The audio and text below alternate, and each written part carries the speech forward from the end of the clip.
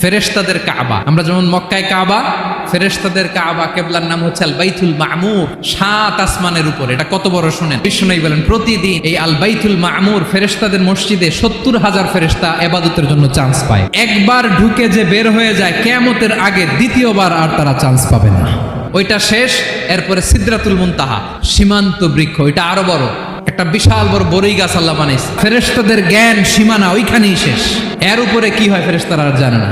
Sidratul মুনতাহার area শেষ, এরপরে শুরু হয় আল্লাহুল মাহফুজ, কোরআনের বাড়ি, সাদা ঝকঝকে ডায়মন্ড দিয়ে আল্লাহ বানাইছে। আমাদের সবার তাকদীর ভাগ্যলিপি ওইখানে লেখা, কি হবে না হবে। ওইটা শেষ, এরপরে শুরু হয় লা জামান লা মাকান এরিয়া। ওইখানে কোনো জামান নাই, মাকান নাই, no time no space area শুরু। ওইখানে কুরসি, আল্লাহর কুরসি, যেখানে আল্লাহ পা রাখেন বা কুদরতি পা রাখেন। আল্লাহর এই কুরসিটা এতক্ষণ যা বললাম এই সবগুলার চাইতেও বড়।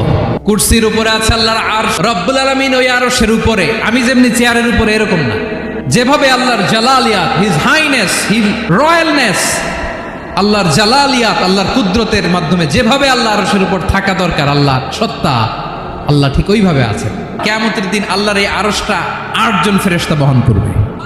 আরশ বহনের জন্য আল্লাহর ফেরেশতা লাগে না, কোনো কাজের জন্যই আল্লাহর ফেরেশতা লাগে না। আল্লাহ বলে কুন ফায়াকুন, হয়ে যায়। তারপরে আল্লাহ নিয়োজিত রেখেছেন।